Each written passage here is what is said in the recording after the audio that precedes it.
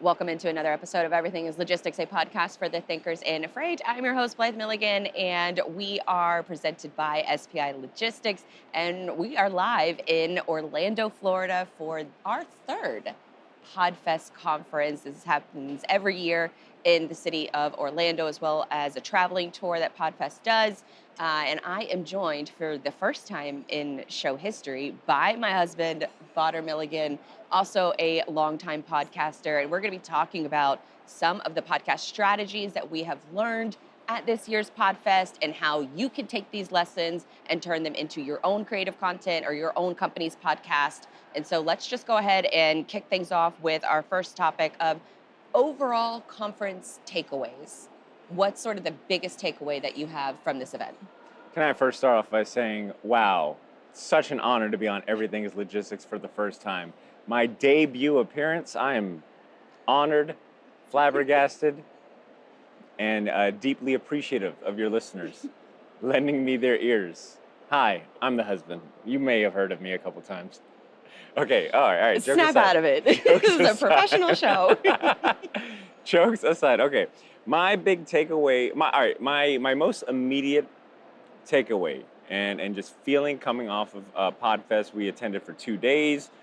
We decided to cut our trip short, but we attended a lot of panels, spoke a lot, so I feel confident in saying that my biggest takeaway is that podcasting is still going to be around for a long time. I think that point is punctuated based on two very significant talks that we attended. The keynote with James Critlin, the editor for Pod News, as well as the opening keynote ceremony with Pat Flynn, hyper successful podcaster. He's been podcasting a long time. Blogging. He started off with blogging, podcasting. Then podcasting. The name of his podcast, which Smart Passive Index. Smart Passive Income. Smart Passive as Income. well as a very successful Pokemon YouTube channel as well. I think based on those two keynotes, learning about where the history of podcasting, where we've been, where we're at, where we're going, in Critlin's opening ceremony, as well as seeing someone like Pat Flynn still out here, adapting to how podcasts has evolved from being a strictly audio thing to now video. It's kind of synonymous. When you say podcasting, people think not just audio, but also YouTube. So to see like his success and how he's pivoted into a whole new lane, and he's incorporating strategies that he's learned from his time as a audio podcaster into YouTube. I think I'm feeling confident in where podcasting is going in terms of the industry. That something like Apple Podcasts is still like the number one podcast app of choice for a lot of folks. It gives me a lot of hope in terms of the traditional audio sense, as well as like this new age video strategy.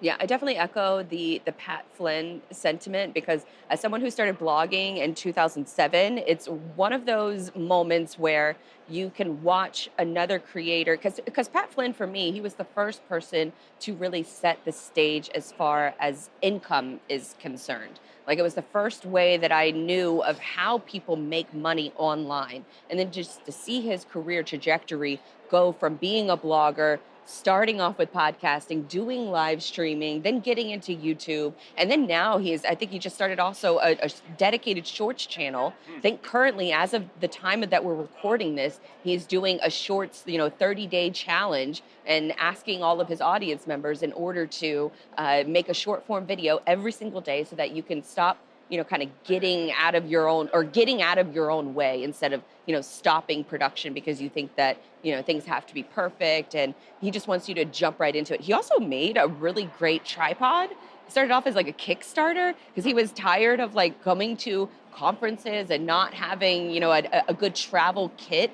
And so he made his own tripod, got it like a patent, and then put it up on Kickstarter, got fully funded, and now that's what he uses when he goes to events. And so I think just an impeccable example of how you can get started with making content and then start seeing the problems that exist in your realm of where you're creating content, and then how can you solve some of those problems, and how his career has evolved, with 20 plus years of making content online. I think also his talk and the emphasis on storytelling in podcasting, regardless of the production quality, effects, things like that are obviously important. I think those are like kind of garnishes and icing on top of the cake. Um, but his emphasis on like always keeping a story, a story arc. What is the emotion you're trying to elicit from your listener? Whether it's talking about making income through podcasting or something like Pokemon collecting. Once again, I was not expecting such a deep dive into the world of Pokemon collecting and cards, but I thought it was an engaging way of sharing his new journey and how at the heart of it, But even the it's experiments that he was yeah, running, yep. like he was running experiments on the binders. A good binder behavior is something that I remember that he had a video or bad binder behavior. It started off with bad binder behavior, and I promise there's a point to this.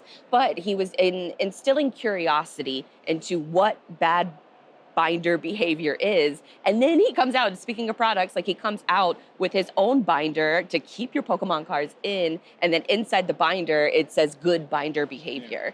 And so being able to tell those stories from a YouTube perspective, which then translate into other audio formats. I mean, I know we're at a podcasting conference, but YouTube was also very dominant and just video in general was very dominant in this, in the content that I participated in, that I, attended. I'm curious as to how does video play a more important role now with podcasting for you, or maybe does a focus on audio kind of ring home? I think a little bit of both. I think it's hard to deny the importance of video, having some sort of visual component. With so many of us finding ourselves occupying these spaces online that are very visual and video driven, whether it be YouTube, Instagram, the list goes on and on. I don't think that's to say that there isn't still room for people to pursue an audio first podcast. But I think in the industries that we're talking about that are seeing these growths and these returns on investment, I think having a video component is just really important. And it was a buzzword that I heard in several talks this weekend was AI slop, which seems to be a lot of people's favorite, phrase to throw out there when talking about just the low quality efforts and the low quality content that you see generated by AI. I think video is going to be even more important in kind of combating that because Pat mentioned like he was approaching this new venture of getting into Pokemon collecting with his kids and really approaching it from a curiosity standpoint, bringing the audience along and like letting him be known as, hey, I'm a newbie. Tell me what I should do. And I thought that was an interesting way of building engagement, but also building trust.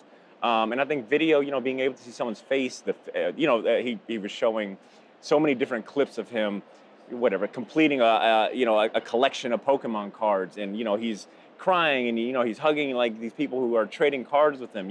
I don't think you can quite capture that same emotion through only audio. I Yeah. think you have to approach that in a different way.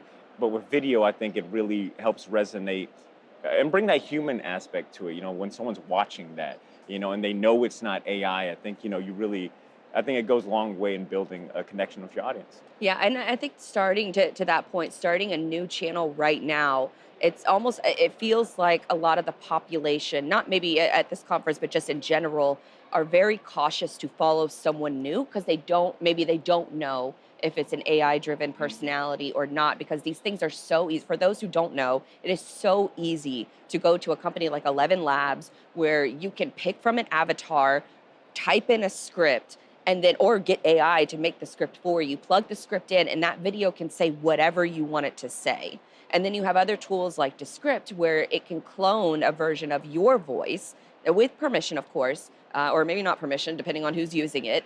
And then you can make new content from your cloned voice. And so you're developing a situation where can you develop trust, or can you establish trust and keep trust with your audience over a long period of time? And I think that for it's going to be a little challenging for newer creators to get into this game and to make it seem like, not make it seem like they're real, but to convey that realness to their audience. And so I think for the folks who have already been making content, maybe you have a little bit of an easier path, but you also kind of have to resist and I think just personally speaking, trying to resist using all of the tools and all of the things to take the human element out of it. I have tested so many different AI tools over the last couple of years, and to the point where I'm like, I can't wait to have myself replicated. And that's a stance that I've had before, but not just because of this conference, but just the way that I think the winds are kind of blowing. I I used to be the type that would say I want to carpet bomb all social media with all of my content. I just want it nonstop, one hit after another.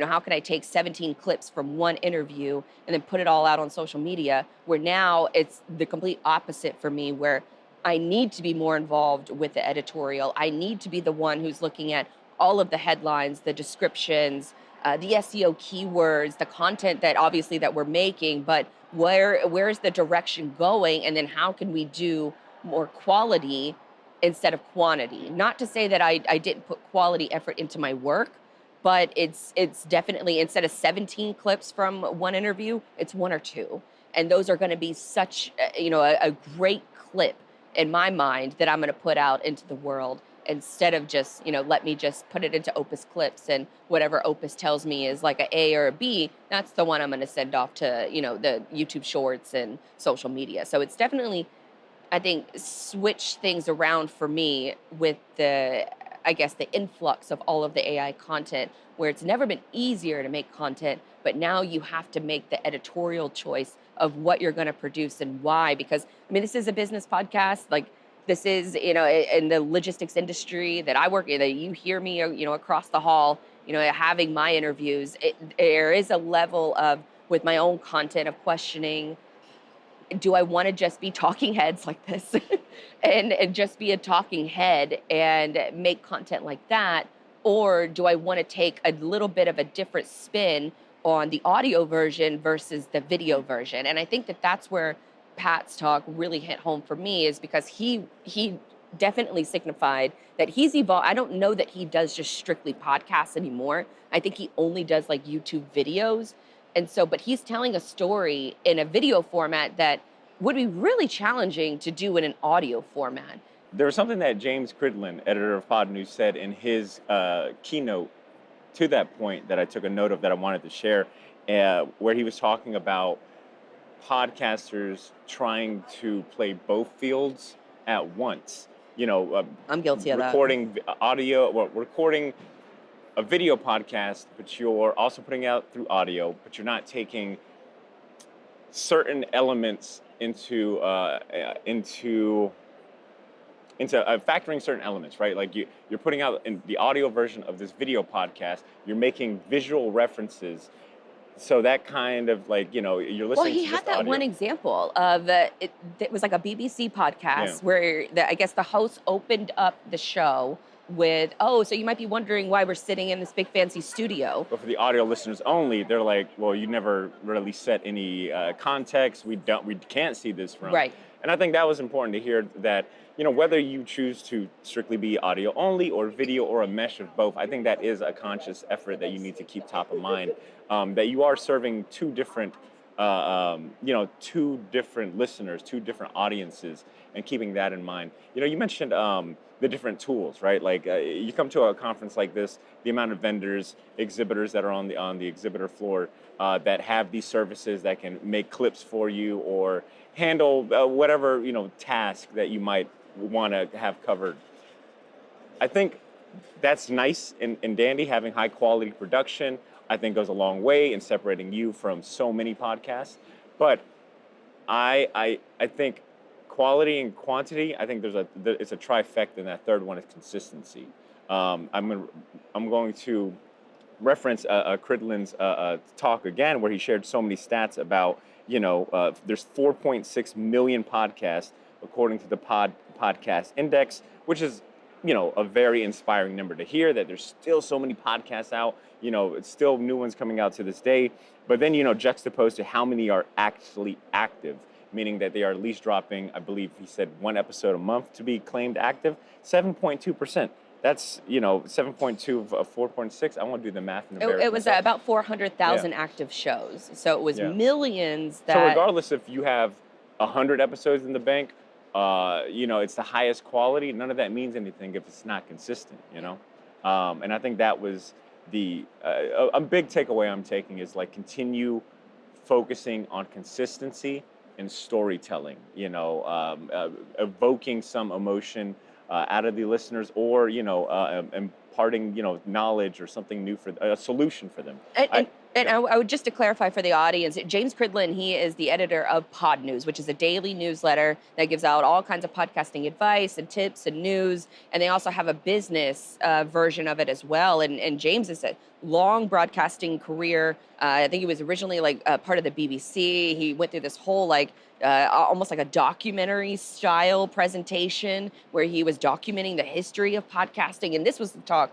that we set in that you're bringing these stats from. So James should be publishing those stats, and I believe in a couple of weeks, he said. But from that lens is where we were taking a lot of this insight of a lot of where should podcasting go, because there's such a large video component, and then you add in the AI slop, I guess is what for a lot of people who are looking maybe for the easy way out. And I think the biggest takeaway from his talk for me is we need to take more time with our content so that it's more quality, less quantity.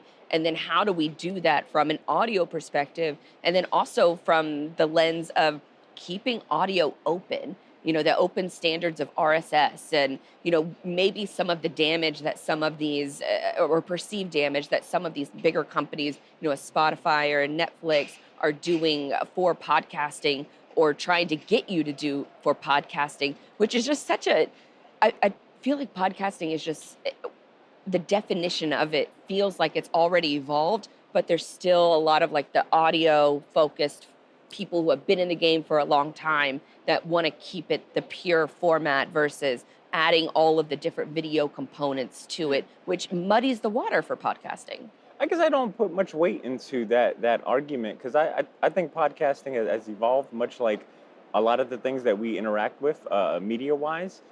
I don't know if it's so much as you should put so much emphasis on like what podcasting is or defined versus they're both, whether there's audio or video or a combination of both, they're both vehicles to tell a story, impart knowledge, or share information. So I don't know if I personally don't put that much emphasis on that whole debate.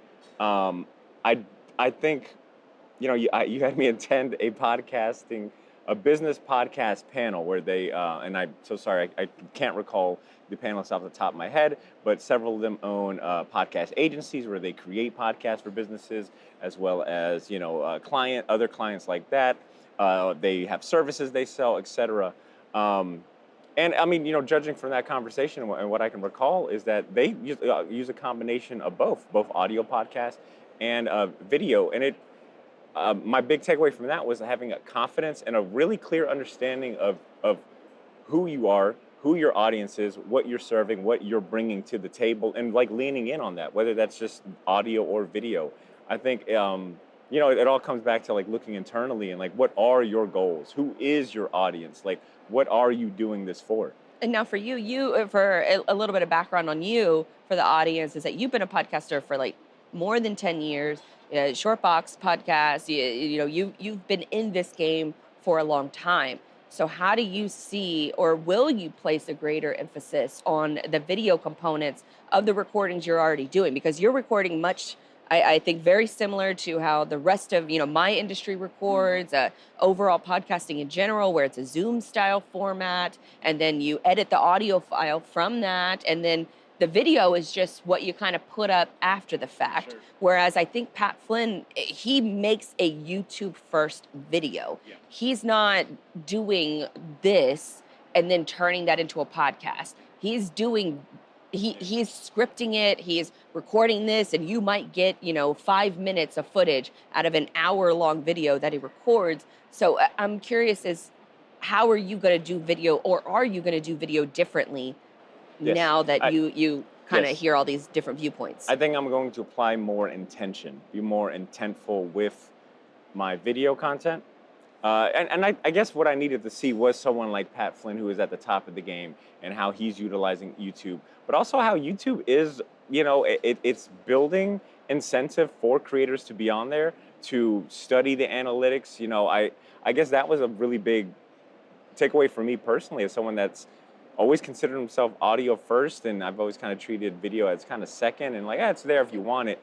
I think I'm leaving this with a better understanding of the power of YouTube, and how just because I decide to put more resources and time into it doesn't make me less of a podcaster or not a podcaster. It's just utilizing, this new platform.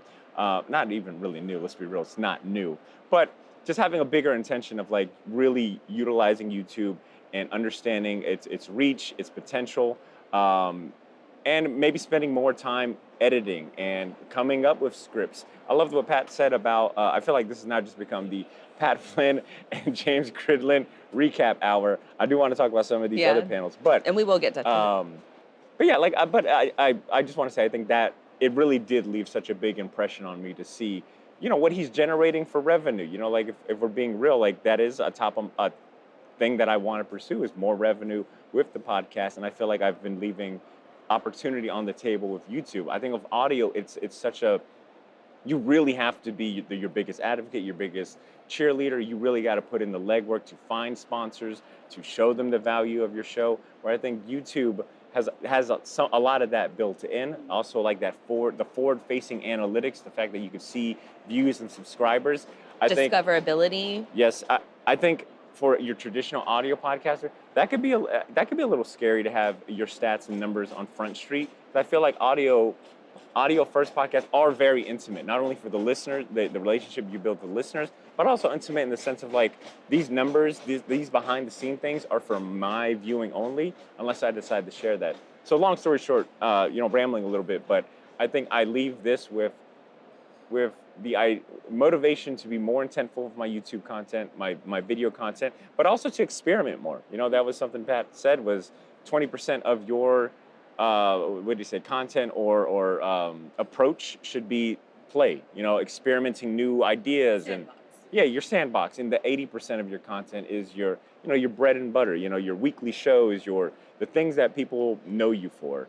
I think that left a big impression on me. Yeah, and I think just from my own, like looking at my own data, I usually do this in December when, I start playing a best of episodes, and I want to find out what the audience liked and what they didn't like. And the analytics on YouTube are so different than the podcast.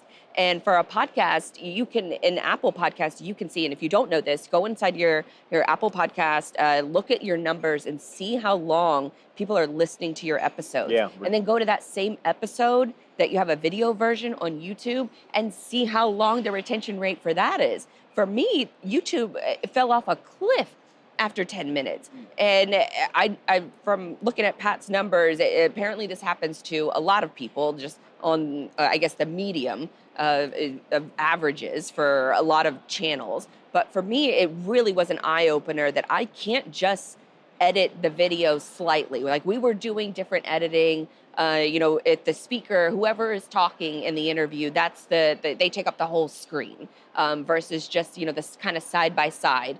And that different kind of editing, even getting like a really good pull quote, a hook to start the video off with. We were trying to do different things. It just hasn't resonated with the audience. And so for me, it's okay, I'll still probably do a very low, I don't want to say low effort, but the video version that we're recording for the podcast is probably going to be the video that I upload to the video podcast feed on YouTube.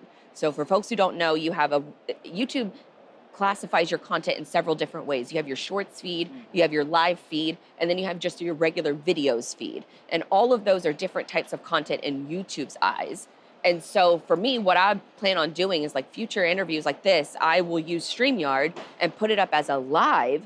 And then the goal is that we'll make a audio version for the podcast. But then if there's enough substance there, maybe I can take several interviews and splice them together for an overall sort of thesis on a specific topic. But I'm taking several different of these talking head interviews and piecing them together into a larger format as a YouTube video. And I think that's where I'm I was more leaning more towards before this conference, but now after this conference, I'm like, that's the direction I need to go to, because then that's giving extra care to the video component, almost like a CNBC style video where you're not just watching one person do the interview the entire time. You're watching them take several interviews with several people and then putting it together for one overall spiel, like, or robots going to take over Amazon workers. They're not going to talk to just one person on that one topic and get like their career backstory. They're going to talk to several different people and have that content be topic focused instead of guest focused. And I think for my industry in logistics, and for all the other folks that are, listening for podcast specifics, I think that that's where you need to take your shows next, because it has been so easy to do these talking head interviews, especially since COVID. And so now we need to evolve, and with AI coming into the fold just dramatically, like guns a-blazing, then we need to take it up a notch and up our quality, so then that way we're making better content for our audience so we can continue to grow and continue to build that trust.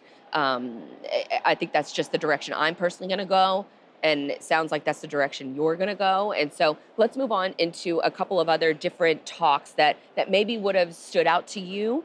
I know I attended a LinkedIn talk that was pretty good. I don't want to say like surface level knowledge, but stuff that I kind of already knew, like make sure you optimize your About Us section, your description on your profile, having different, your career history. These are kind of like basic stuff that you should have on your LinkedIn profile already, which somebody needs to update their LinkedIn profile still. I think this is about Podfest, ma'am, not about personal attacks to our lack of self-promotion. But it is a very powerful social media platform where, people spend money, like on say like Instagram, for example, but they're spending money on clothes and ads and things like that. LinkedIn is where you're making those business connections, the long-term business relationships. And so I did enjoy that talk and coming at it from that lens of being able to, kind of see where I rank with my profile and how it's constructed versus other professionals and how they think about it. So that was one talk I really liked. I'll mention another one here too. But any other talks or that you participated in that you liked? I'll highlight the lessons from the top business podcast panel, which was about, like I said, that the panelists included CEOs and people that run agencies and companies that produce podcasts, that their business is podcast. And as someone who uses his podcast to sell certain services, I think they kind of broke it down to three categories, right? You're either someone that has got a podcast for a hobby, which is all said and great. That's how I started. Or your podcast is the business, right? You're selling services, ad spots, sponsorships, or your podcast is a vehicle to drive sales to your business, or so, which I think you fall into that category. I've done all those things. Yeah, and it was one of those conversations where they emphasize, especially if you are a business that's using podcasts to get clients and referrals and a business like that. There was a lot of emphasis on just figuring out your whys, like your pipelines, your customer journeys. Who is the ideal audience? What solution, what problem are you trying to solve? What solution are you bringing to them? Very emphasis on business B2B or business to customers, B2C. Yes. B2C. As you can tell, this is my first business podcast appearance. But the things I got out of that was, I think it's so easy to kind of hit the ground running, or you've been podcasting a long time like myself, and you're just used to doing these actions and these things, because that's what you've been doing so long. I know that I'm going to publish, I'm going to cut clips, I'm going to promote it, on to the next episode. That panel was nice because it kind of forced me to ask myself, like, well, why do I do that? Yes. Like, what do I hope that listeners do? Like, if I am selling an ad spot, how is someone how am I getting that? What is the process to buy an ad spot from me or a sponsorship? So it was nice to kind of like, these are things that you think you already know. You're like, I already have that in mind. I already know the answer. But it's like, but do you? Like, can you answer it on the spot? And they also emphasized, I'm glad you brought up retention rate, because I felt like that was the other buzzword of the weekend, was retention rate. I think it's downloads is always usually top of mind. It's the first, I think, maybe stat most podcasters will quote. But retention rate was something I heard in several talks, especially when it comes to like YouTube, how that is a really important stat to like measure and take a look at. I don't think we talk about that enough in podcasting, and I think that's because you've got so many different platforms. I mean, back to that Cridlin talk, he's saying that there's over 185 different platforms for podcasts. A majority of those being audio first. I think YouTube is, definitely a kind of fits that both. But regardless, so over 180 different platforms. Let's go ahead and just cut that down to like the top 5. Apple Podcasts, Spotify, Overcast, whatever, iHeart. Name your 5th one. That's a lot of different platforms to try to collect all these stats. We both host on Buzzsprout. They do a really good job of giving you really good stats in terms of your downloads, locations, but they're not giving you retention rate or listen through rate. You got to go on Apple Podcasts. You got to go on Spotify. I think that's what makes YouTube an enticing platform to like really put all your eggs in a basket, because that data is so readily available. It goes a long way.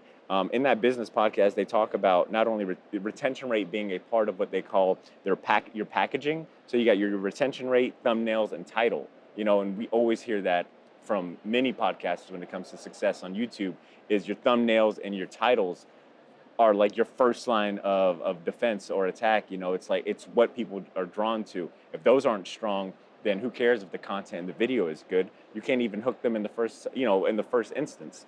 And they had said something about, if you have a lot of plays, this is talking about YouTube, if you have a lot of plays but little retention, if people are not staying, but you have like whatever 20,000 views, but people are dropping off after the first minute, well then maybe you can narrow it down to the content. Maybe the content is good. You got a lot of plays, people are clicking on it, so maybe the thumbnail was good, the title is good, but they realize, this is kind of boring. Or the inverse could be true. Do you have a lot of retention? People are staying through your 30-minute video. Everyone's staying for 20 minutes. That's great, but you don't have a lot of views. So maybe now you're looking at the packaging. Your thumbnail maybe isn't, and maybe you need to work on your thumbnail. Maybe your title could use some massaging. I thought that was pretty interesting. Just the emphasis on leveraging and really doubling down on the stats and information made available to you. I think it's easy to gloss over that stuff and just look at it and just like, okay, that's great. I got 100 downloads this week. Awesome. But like really drilling down and using what you have. I think on the audio side, I cannot recall the name of the panelist that said this, but I thought he did a great job. But he was saying for his audio first show, he doubles down anytime he meets, a listener in person. He really doubles down on the anecdotal evidence. Tell me, how did you find the show? What do you like about the show? What don't you like? What is your biggest, problem that you're trying to solve? And that could just be one listener that you meet in the whole month or whole year. But that's valuable. That's all you got, right? Like for audio, that's a great additional information to get. As you were talking, I can't help but think about, like, this is just so much stuff to know and to learn. And for somebody just starting out, like, I don't even know where I would start. If I were to start a podcast today, I probably would just go straight to YouTube, based on everything that we're talking about here. But that's a whole other different skill set where you almost need the reps of podcasting in order to excel in video. And that's, from coming from like a radio broadcaster, I never knew this, but that's how for a lot of, professional journalists and people that you see on TV, the typical path that they follow is that they start off at a newspaper writing.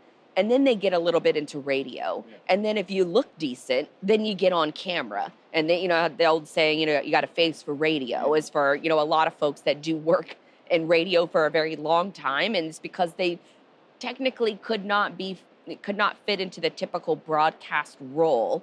And so for a lot of folks that are, working internally at a company and they're responsible for starting a podcast, or they're trying to do this in their spare time, like, where would you suggest that you even get started? I think it would come down to your why. Your why. Why are you podcasting? Is it for a hobby's sake? Are you trying to build a business? I would say if it's the latter, if you're trying to do this to make money for a business, I feel like YouTube is just a better return on investment, because if you're recording video, then you got audio. I mean, obviously keeping in mind the two different audiences that we talked about earlier, but also you can get clips out of that, which fits the marketing aspect. You got clips for social. I think there's a lot more. There's definitely some. Oh my God, I just lost my train of thought. There is, just different opportunities to sponsor those. The retail.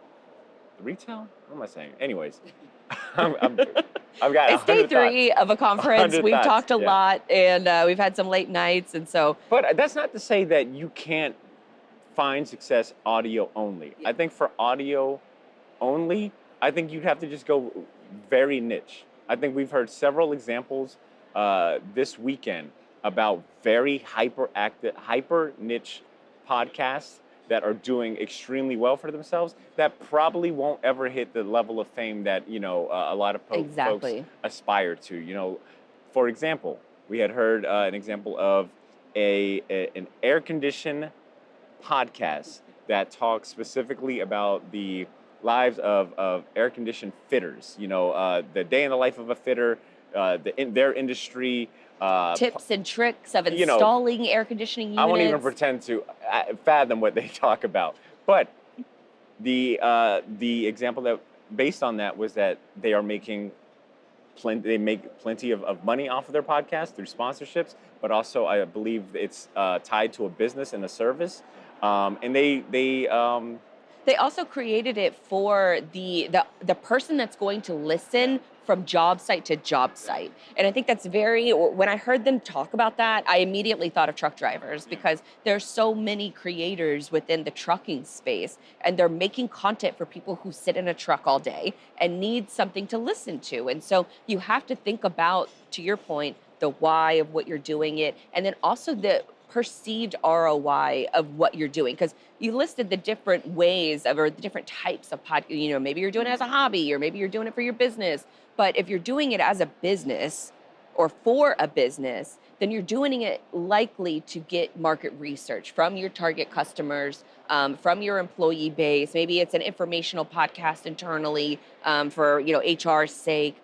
So there's lots of different reasons of why you would make a podcast. But when you start getting into the realm of treating it as a business, that's when I think there's a whole other set of expectations, because we're sitting here talking about how everything is evolving and all the different thumbnails and texts, and should I make this word all caps, and versus the rest of the sentence, and all of those different components. You still have to explain the value of a view, of a download, to a potential sponsor. So having the business aspect of a podcast just has another layer to it, where you're trying to figure out what all of this stuff means, what your audience wants. Well, guess what? You have to also explain that to your sponsor and hope that they keep supporting you. Yeah. Obviously, I'm on a business podcast, so this is almost counter to the whole ethos of this. But just thinking about the regular person that comes to an event like this, is inspired to do a podcast about a hobby or a passion that they like. I don't want it to seem that starting a podcast has to make you money, that you have to build a production company. Because that was another topic that they brought up, is that when you look at the celebrity podcasts, it's easy to, I think, forget that they've got so much resources at their hand. They're not editing the show. They're not lining up guests. They're not cutting clips. Unfortunately, that's going to fall on if you're just starting out, that's all going to fall on you. And I think it's up to you to decide what you want to do and what you don't want to do. It's really easy to get overwhelmed with all of this. And you don't have to do all of that. I was talking to someone today where it's like, if you don't want to do video, if that's too hard, then do audio. If you don't want to be on social media, then don't be. But, obviously there's going to be give and takes with that. I think if I was just starting out and I wanted to do a hobby-only podcast, I would ask myself, is this hobby or topic going to be enhanced by having visual? Then maybe I would lean into video. But if not, and I just wanted to focus on consistency, getting it off the ground, I would go audio. And I would absolutely double down on finding my community and finding a rather specific niche and audience to to cater to. I think video is for, like I said, for me, I've been doing this long enough. I can dedicate a little more resources to video. The topic that I talk about would be enhanced because it is a visual medium. I'm talking about comic books. It's a visual medium. It would work with YouTube. I think it's really quick, or it's really easy to get overwhelmed when you hear about all of the things that all of the people are doing and what works and what doesn't work. I think having, I don't want to say like a clear vision, because I don't know that I've ever had like a super clear vision on my content. I try to keep it a little bit more fluid and structure the things I can structure. But also, I think you have to take a hard look in the mirror at times and realize where you're falling short. I feel like I'm falling short with YouTube videos. I feel like that's a creative step that I want to take and that I want to become better at. But I don't want to do it at the sake of losing the audio version of the podcast, because I think of myself as a podcaster first. And then how do I get better at the other components, and what can I outsource, and what to my earlier point of, I need to stay close to the editorial. That's where I shine and where I'm good at, and I shouldn't outsource it to other people or an agency in order to handle that for me. I should have the clear direction of who my audience is, who I'm talking to, and why. And I think that that's something very personal that everyone kind of has to come to grips with, of who they're talking to, why they're doing this. Do you even want to take it up a notch, or do you want to, just keep doing what you're doing? Yeah, which is totally fine, right? I mean, look at Joe Rogan. Like, I know this is a sensitive topic for some people, so sorry if you get stressed out with me, mentioning his name, but very simple setup. He has one producer, they do one social media clip, and that's it. Yeah. The content's always going to shine. It should always be the focus, regardless of the production quality, the social media popularity. Like, the content needs to resonate with someone. Your story needs to resonate with someone. The other big thing I took away from this is not being afraid. It's just how fluid the industry is. And as a creator, not being afraid to experiment, to practice. They mentioned a few times utilizing YouTube's like A/B testing for the thumbnails. It's just small things like that. You're always constantly tweaking. And that was, I think, the realization that really got hammered in this weekend, is that if there was keys to success to making a successful podcast, there would be no one here. There would be no more talks. We would have figured this out years ago. But the podcast industry, podcasting is much like any other industry. It's always evolving. It started as audio only, with RSS. And, I remember having to do my own coding. Now it's here. Now it incorporates video. It's millions of podcasts. It's always going to be evolving. And I think you can evolve with it by just experimenting, trying out new content. So what do you think is next for you after this? What's the first thing you're going to do? It sounds like I can play. It sounds like I can try new things. I think So it's permission almost. Yeah, it was encouragement to be like, okay, let me try some new video content. Let me try something fresh. I know I'm good at what I already do. I can keep that running. Let me make time to try a new series, to maybe do more solo-focused things. Get a little better at some editing techniques. That's a little behind-the-scenes joke, because I keep telling him for years to do more solo episodes. So I think my most immediate action item is to come up with some new content, write some new scripts. Really, I think revisit my processes that I have in place and make sure that they are refined, that I'm not just like, oh yeah, that works, I already got that set up. Do I really have it set up? I think a nice little audit. I think that's what it comes down to. What about from an AI perspective? Like, we've kind of, talked bad about, I don't want to say talk bad, but we haven't exactly shown AI in a positive light. Maybe in this episode, maybe kind of neutral. We've been a little neutral. There's, I think, a lot of fear around. I think we know. I think we know what is considered AI slop and what isn't. If you're using, how many tools have we used throughout the years that technically are AI or have some sort of AI component? I still hold fast that I would not let AI make.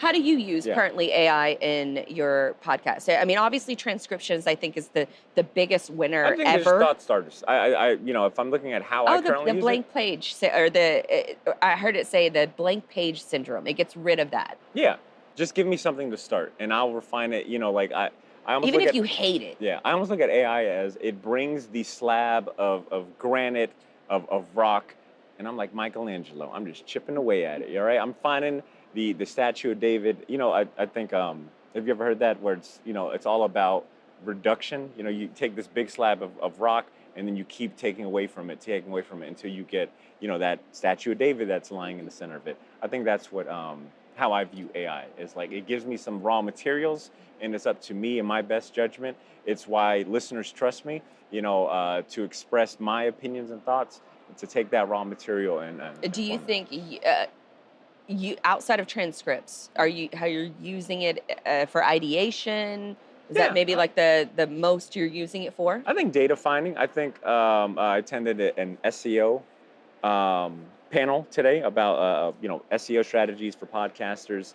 Um, I won't say that I had an epiphany in that, but there was an interesting use case of looking at your competition, your peers, other similar shows, finding out like what are some of the keywords that they're utilizing, and using ChatGPT for like that data refinement and just looking at big data. So I think that's where I'm going to continue using it, is for research purposes. Like I don't want to comb through every single page and read through every single post. You know, Let me give it to old ChatGPT. Well, I will say, so I've tried AI in a variety of different formats. I love experimenting. I love trying out new tools and see where it can fit. I think transcriptions is clearly the biggest winner. Still remember to this day of making a social media clip and then having to manually go in and add the transcripts myself and type it out myself. So not having to do that has been a godsend.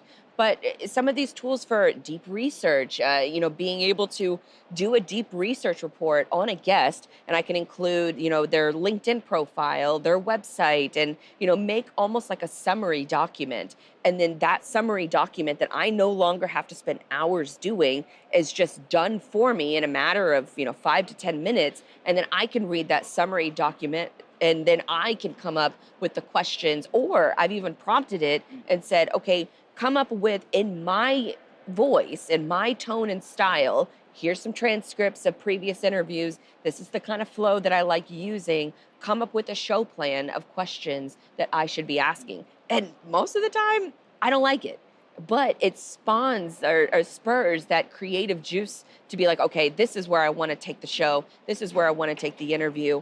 One aspect of it that you don't necessarily see on camera or in the content itself. I mean, it shows, I think, in the results, but being able to use different sources to come up with new concepts. For example, like I'll Notebook LM is probably my favorite AI platform, but I'll be able to take, a previous guest, all of the appearances that they've done previously, and it's like, how can I make my interview in my voice different from these previous conversations? Because we do have a thing in my industry where one person will go on several different shows. And I don't want to have the same episode as everybody else. I want mine to be different. I want it to be elevated versus everybody else. And so using all of that context, then I'll plug it in and I'll write out my own questions. And then I'll take those questions and plug it right back into the system and say, push back on this. Like, what do you think I'm missing from my own content that you think that I should have? And so, looking at it from that lens, it almost acts as like your assistant, your co-CEO that can help you with the editorial direction of your own show based on your own content that you've already created. And so I think that this is just a realm of possibilities that you can use these different formats and then, take it from there of how do you add, where is the important human elements for you to add? And then how do you stay true to what your editorial style is so that you're not overly influenced of what everybody else is doing? How do you kind of pick and choose of what will work, what has worked for other people, and what could Yep, work for your exactly. audience and your show? Yeah, and I think in closing, that's the message that I'm internalizing, but I also want to share with podcasters and listeners out there is that podcasting is going nowhere, whether that be audio or video.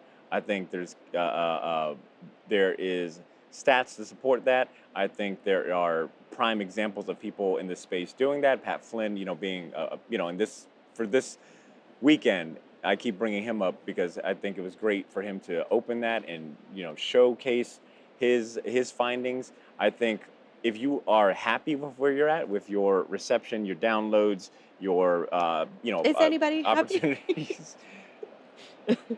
If you're happy with it, I think continue doing what you do. But if you do want to take it to the next level, whether that be more downloads or whatever your internal ROI is, don't be afraid to experiment.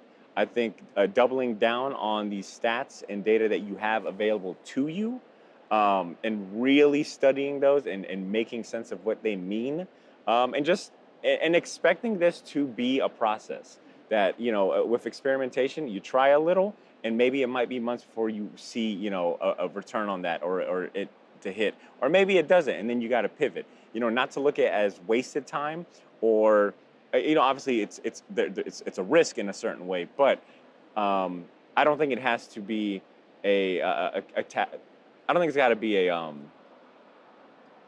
don't know I how think I'm it's just telling this. your sandbox, Yeah. and giving yourself permission to experiment, not paying attention to the numbers, but also paying attention to where you want to go creatively and how you want to take your show to the next level. I think striking a balance between remembering why you do this show, having your why, your who, your what, and finding the balance with but this is what the data is telling me, and trying to find that Yeah. perfect middle ground of I'm going to try this, I'm going to change this, but at the same time, it still sticks true to my ethos of the whole And point respect of to the the platform of which you're creating. And so, back to the James Cridland example, don't just tell me you're in this big opulent room and expecting people to watch the video version. Describe it. Talk about the velvet carpet. That's, Storytelling. the golden chairs, because that they were sitting in that example that he was sitting in a very opulent set, and only people watching it would have seen the opulence. Yeah. But the host didn't describe it to the audio listening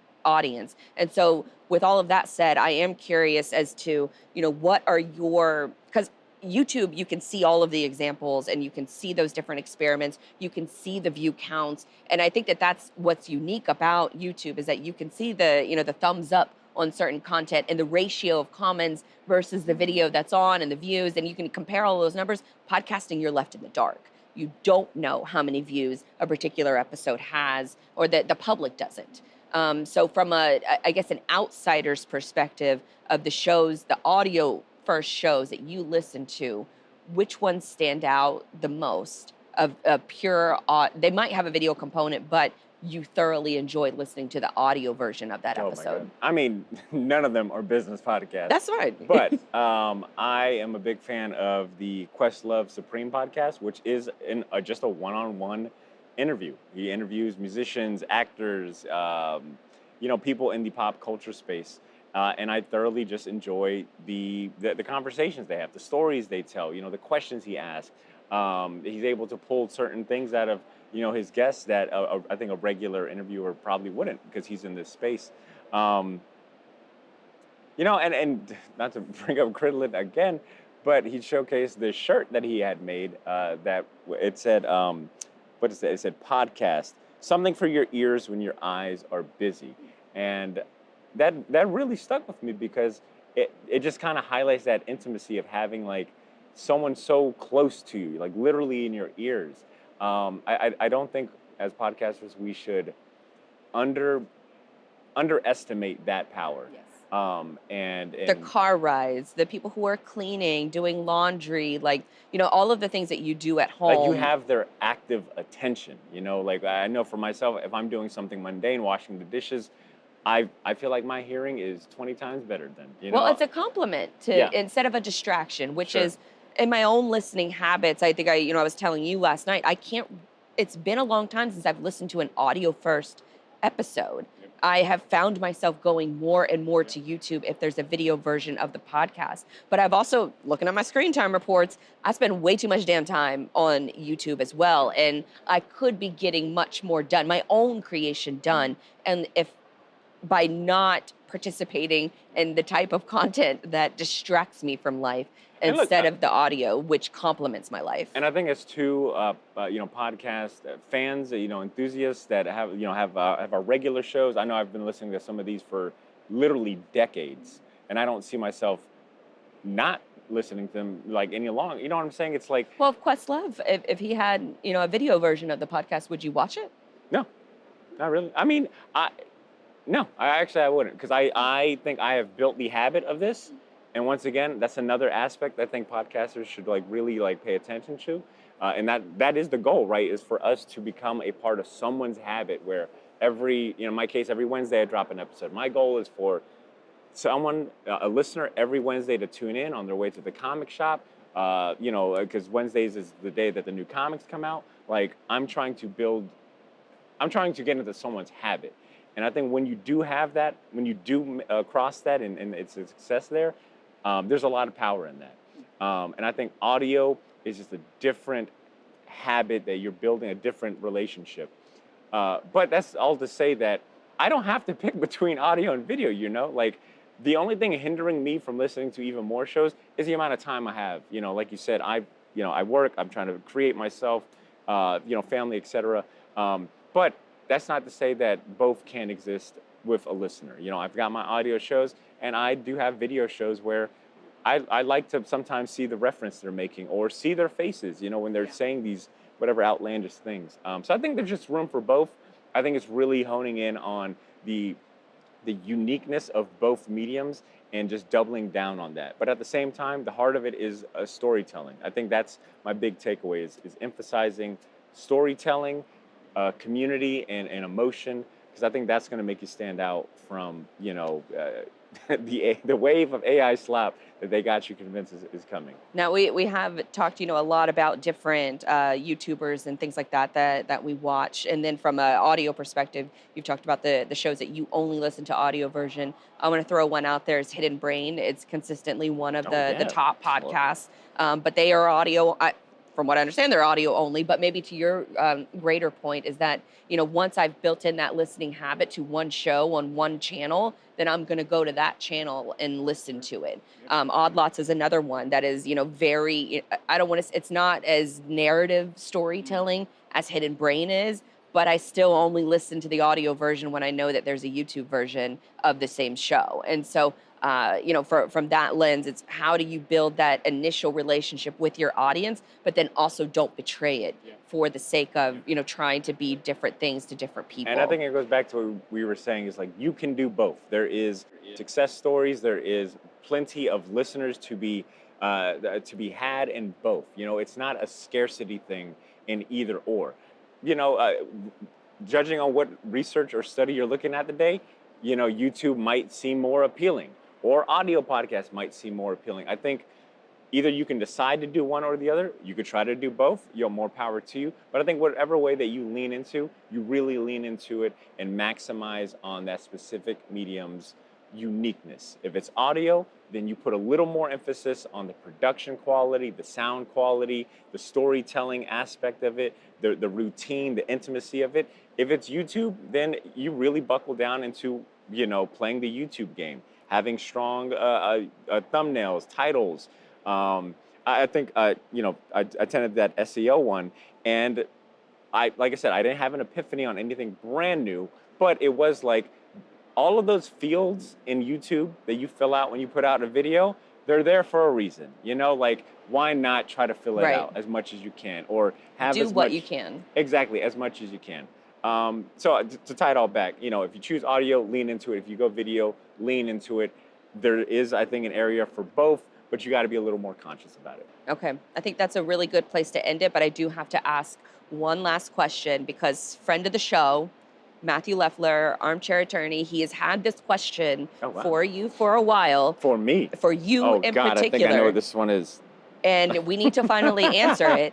And his question was, Matthew, if Dr. Doom put on the One Ring, would he be able to resist it? Or would he be able to use it? Because Sauron is the only person that can really wield its power, but can Dr. Doom resist the urge of the ring and wield that power? I think Complicated question, Matthew. If you were to look back in Doctor Doom's history and lore and various stories, he has obtained artifacts of great immense power that I think you could say would be on par with the One Ring. The Cosmic Cube comes to mind. He's had the Infinity Gauntlet. He has been in positions where he has been all powerful or had the ability. And in the end, he always ends up, falling to, he always gets defeated. He falls to the power itself. I think Doctor Doom would be able to wield the One Ring for quite a bit. I think Doctor Doom's the thing that I thoroughly enjoy about him is this innate willpower that he is so firmly believes that he is right, that his path is the correct one, that he is all-knowing, that he's the only one that is capable of harnessing power to, in his twisted sense, of good or order and justice. I think so. I think Doctor Doom would, but to say that, I think it would be a very conscious thing. He'd always have to be walking the line. And if someone like Reed Richards, the Avengers, were to come through and, mess up his plans, Doctor Doom would probably succumb to that temptation. Because he is also someone that is very ego-driven, does not like to be, told otherwise. And I think if it meant the difference between being defeated or, succumbing to the power to defeat his enemies, to maintain that power, it would be a slippery slope. But I think for a strong amount of time, with little opposition, Dr. Doom would wield that ring. Sounds like some podcaster comparisons in there too. To forget the ego and forget seeking power, maybe just focus on doing good in the world. I don't know if that all Dr. Doom is ties also back together. much like Batman, where he is very prep driven. He's not going to just come up with a half-assed plan. He would be very aware of the dangers and the history of the One Ring, and he would find a way to devise, whether it be some sort of a machine or call upon the dark arts to figure out a way to wield it. But at some point, his own vanity and ego would be his downfall. As such, the case with all villains. So thank you, Matthew, for the question. We finally got it answered a year later. That. Matthew, I won't lie. I had a couple months to prep for that. I thought about that. That's a hard question. Well, for folks who are interested in comic books and pop culture, where can they find you, find your show? For all you nerdy business owners that want to talk nerdy, you can follow me on the Shortbox Podcast, which is available everywhere you get your podcast. But one thing I learned at this Podfest is that you shouldn't say that because you might not find it. So you can go to theshortboxpodcast.com, and I have a list of apps and platforms that I'm on, and you should check it out. If you like hearing from some of the best comic creators in the world, I've got plenty of interviews. If you like hearing me debate things like would Dr. Doom be able to wield the One Ring, you'll find that too. Once again, theshortboxpodcast.com. And also very good audio experience as well. So thank you. Thank you, Badr, for coming on for the first time.